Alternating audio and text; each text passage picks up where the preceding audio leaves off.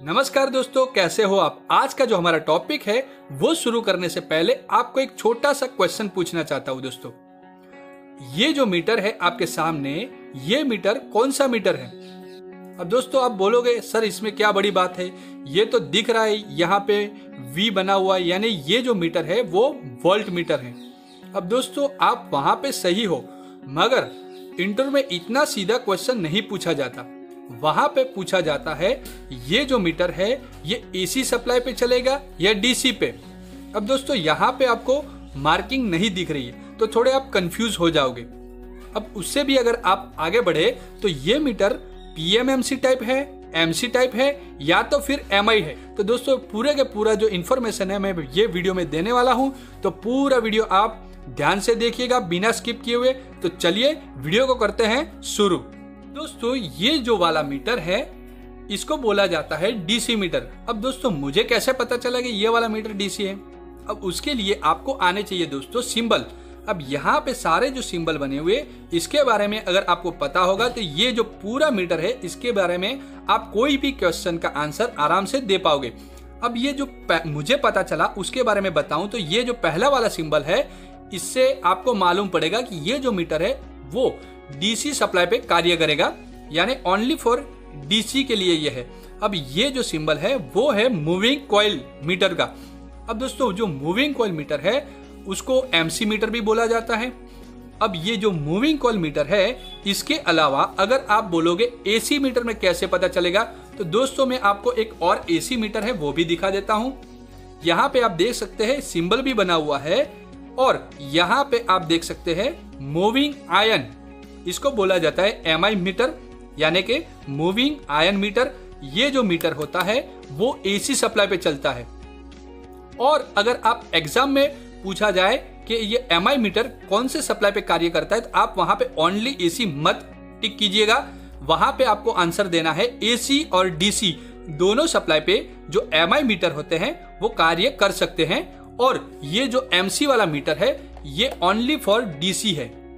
अब दोस्तों ये तो आपको पता चल गया कि MI और MC का फुल फॉर्म क्या होता है और ये मीटर कौन से सप्लाई पे कार्य करते हैं। तो आपको ये दोनों मीटर के बारे में एक बार अंदर से भी दिखा देता हूं कि मूविंग कॉइल क्या होता है और मूविंग आयन मीटर क्या होता है। तो सबसे पहले हम चलते हैं मूविंग कॉइल की तरफ। यहाँ पे आप जो हमारा मूविंग कॉइल मीटर है इसके अंदर का पोर्शन देख पा रहे हैं। ये जो कॉइल है उसकी वजह से वो मैग्नेटिक फील्ड के अंदर घूमती है और हमारा पॉइंटर भी उसके साथ में घूमता है।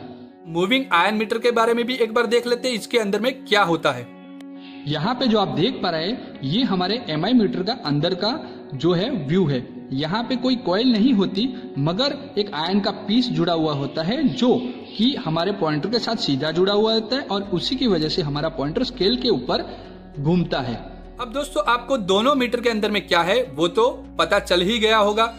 अब यहाँ पे और एक चीज है कि अगर कहीं आप साक्षात्कार में यानी कि इंटरव्यू में बैठे हुए हैं और वहां पे आपको पूछ लिया जाए कि ये जो मीटर है वहां पे अगर ये सिंबल भी न दिया हो और ये वाला जो सारे सिंबल है इसको भी मिटा दिया हो या तो फिर इसको ढक दिया हो और फिर पूछा जाए कि इसमें से कौन सा मीटर AC होगा और कौन सा मीटर DC, तो उसको भी एक बार मैं आपको क्लियर कर देना चाहता हूं कि यहाँ पे आप देख सकते हैं ये वाला जो मीटर है ये AC DC में चलेगा, यानी इसको हम AC मान के अगर चले तो ये वाला मीटर AC में चलेगा।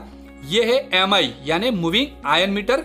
यहाँ पे आप देख सकते हैं इसका जो स्केल है यूनिफॉर्म नहीं है, यानी इसकी जो लकीरें बनी हुई है स्केल के ऊपर में, डायल के ऊपर में, ये यहाँ शुरू में थोड़ी उसके बीच में गैप ज्यादा है, फिर यहाँ से कम हो रही है और यहाँ पे उसका जो गैप है आप देख सकते हैं दो लकीरों के बीच में वो थोड़ी सी कम हो रही है, यानी इसका जो स्केल है वो पूरा यूनिफॉर्म नहीं है। तो आपको ये कई बार एग्जाम में पूछा जाता है, तो ये याद रखिएगा जो मूविंग आयन होता है जो AC मीटर होता है उसका जो स्केल होता है वो यूनिफॉर्म नहीं होता है।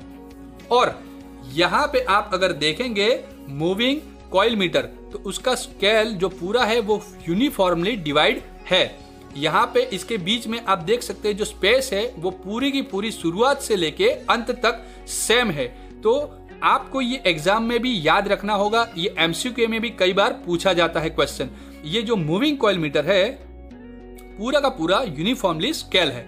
अब इसके अलावा आप नीचे में जो सिंबल बने हुए वो देखेंगे तो दोनों के दोनों में ज्यादातर सेम है। तो यहाँ पे मैं आपको एक एक करके सिंबल समझा देता हूँ। अब इसके अलावा आप यहाँ पे देखेंगे तो 1.5 लिखा हुआ है। दोस्तों इसका मतलब क्या हुआ? तो दोस्तों ये 1.5 का मतलब होता है इंडिकेशन एरर, यानी जो हमारा ये पॉइंटर है स्केल के ऊपर में घूम के जो भी रीडिंग दिखा रहा है, मान लीजिए कि वो दिखा रहा है यहाँ पे 100। तो दोस्तों ये पूरा का पूरा 100 दिखा रहा है। इसका मतलब ये नहीं होता है कि वहां से जो वोल्टेज आ रही है वो 100 वोल्ट ही आ रही हो, उसमें थोड़ा बहुत प्लस माइनस हो सकता है। तो उसको बोला जाता है इंडिकेशन एरर। और इसकी जो मीटर की इंडिकेशन एरर है वो 1.5% है। इसको हम लेंगे परसेंट में तो वो होगी 1.5% एरर।